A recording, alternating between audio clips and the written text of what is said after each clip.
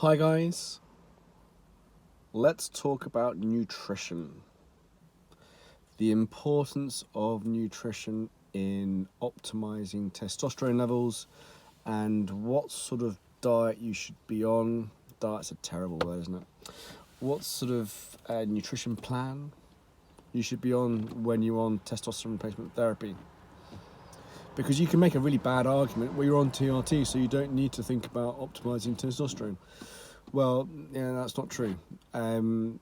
Obviously, ignoring macros and micros, when you're on HCG, you are producing natural testosterone from the testicles. So it is important to have a diet that you would adopt pre-TRT to optimize your testosterone levels.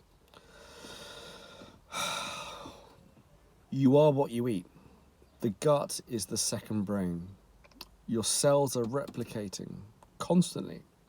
So nutrition is incredibly important. Now, there is no one-size-fits-all model for nutrition.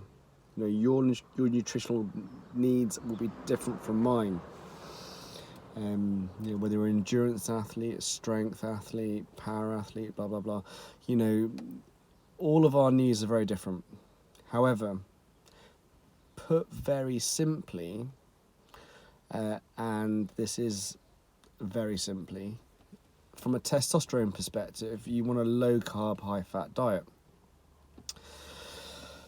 You want to have a diet rich in zinc. You want to have a diet rich in vitamin A, a diet rich in vitamin D, high protein, because it's anabolic. But there is no one-size-fits-all model because we are all different and we all have different needs and different requirements. So I'm not going to pretend to be an expert. We are working with an expert. So we will be formulating a diet plan. We've got all sorts planned.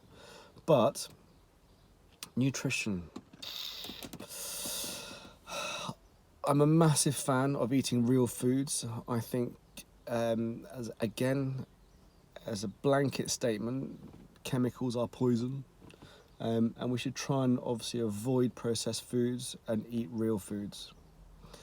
Now, irrespective of having the most healthy diet in the world, eating real foods, can you deliver the amount of macronutrients, micronutrients to the body for optimal health? Now that's a difficult one. If you eat seasonably, if the animals that you eat have led super healthy lives in the wild, then you could argue yes, possibly. However, we don't live in a very healthy world. So irrespective of you eating fruit and veg, if that fruit and veg has been mass farmed, then the soil that the plants have grown in has probably been depleted of its nutrients.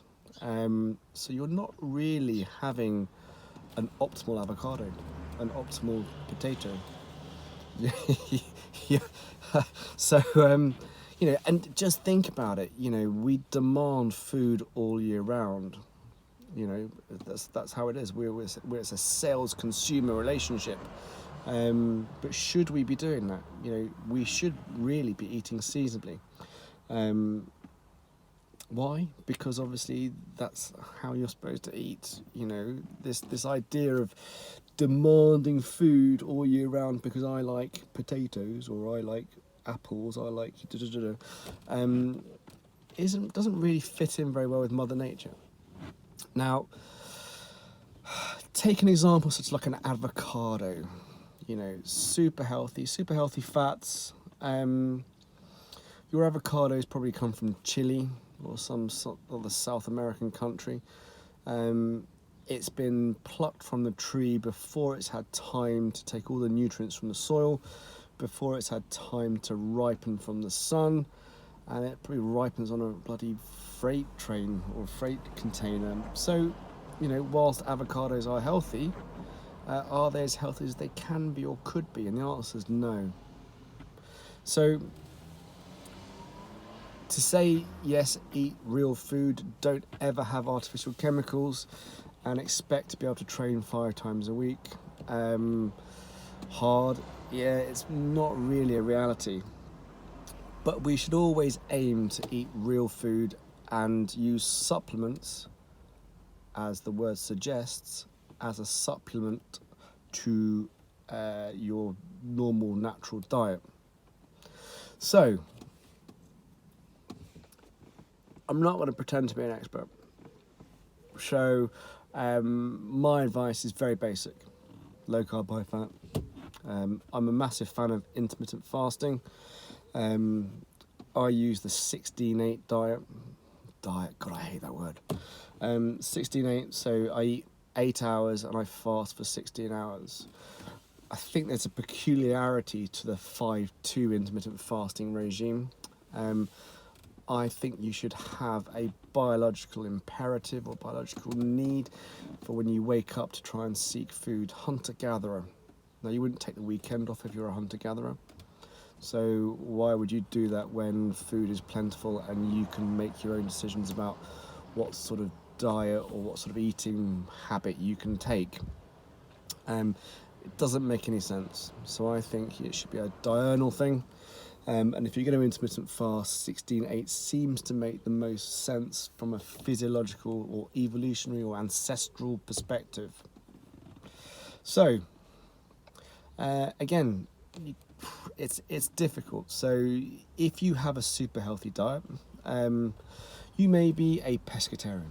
So you may only eat fish and vegetables, etc.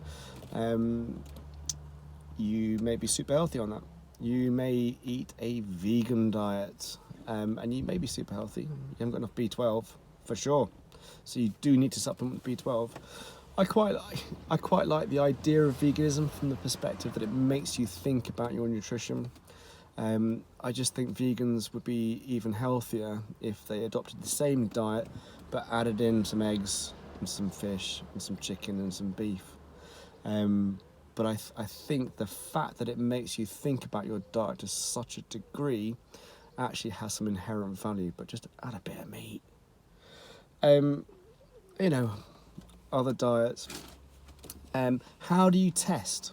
How do you test how effective your diet? Because you can say, right, okay, I'm eating all my macros. I mean, I've never counted macros. I'm so lazy. I can't be, I cannot be bothered. Or some of the guys in the group, I have 200 grams of protein, whatever, 200 grams of carbs. I just eat. I've never ever looked at macros and micros. So yeah, you can eat all your macros and you can calculate that you've eaten all your micros. But do you really know that you're eating enough for your needs? How do you test for that? Is it just a sense of well-being? Is it, I've got nice nails? So how do you test for it? So you can have a blood test, which is just a random sample of your blood to measure your current micronutrient levels. Or you can do a SpectraCell micronutrient test, which is something that we offer at the Men's Health Clinic.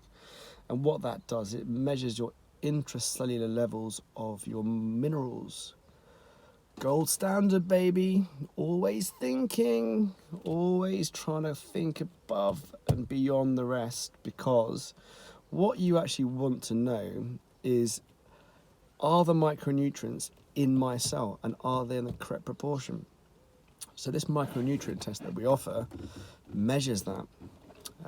It's all to do with Petri cells and culturing white cells.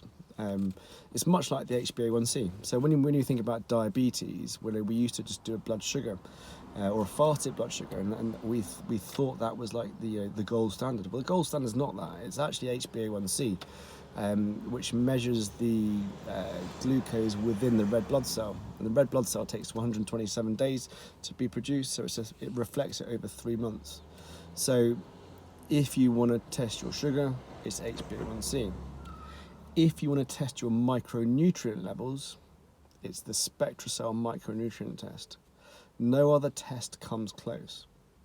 Because you can have a super healthy diet, and you can calculate all of your macros, all of your micros, but there may be a problem with absorption. You may miscalculate. You may not estimate how much you need from the fact that you exercise, etc.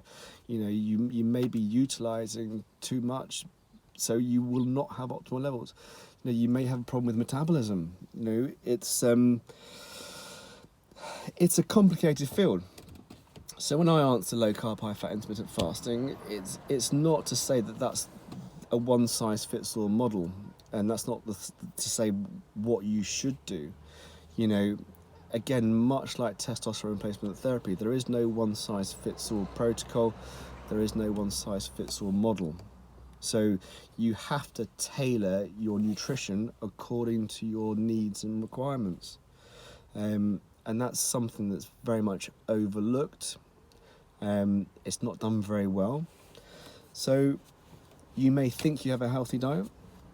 Well, why not test it? You can work with somebody to help optimize your macros and micros, but how do you test it? Well, the SpectraCell micronutrient test, available at the Men's Health Clinic. So when it comes to nutrition, it is incredibly important. I'm lazy, but fortunately I've got 13% body fat, and my in-body score is 99 out of 100, so I must be doing all right. But I very much have a seafood eat it, so I don't have any food in the house until I need to eat. but I eat real food.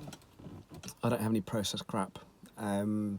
So and that's led me well, but it may not work for somebody else.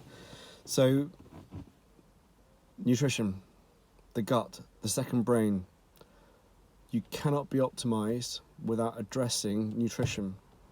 So when we think about optimizing male hormone levels, I can optimize your levels, but you're not going to feel the qualitative benefits of having optimal male androgen levels without addressing your nutrition. Obviously, lifestyle as well. There are so many aspects towards health that we do tend to concentrate on one thing. We are very focused. We're very tunnel vision, and you can't live life like that. You need to have a holistic approach, not only to medicine but to life, nutrition. Your nutritional requirements will change whether you exercise. Your physiology changes, so it's something much like life that you have to work on constantly. We will help you at the Men's Health Clinic. We've got some exciting news that I'm not going to tell you quite yet, but certainly from a testing perspective, we offer the SpectraCell micronutrient test. Have a look. It is the gold standard, better than any isolated blood test. You think you've got good nutrition? Prove it.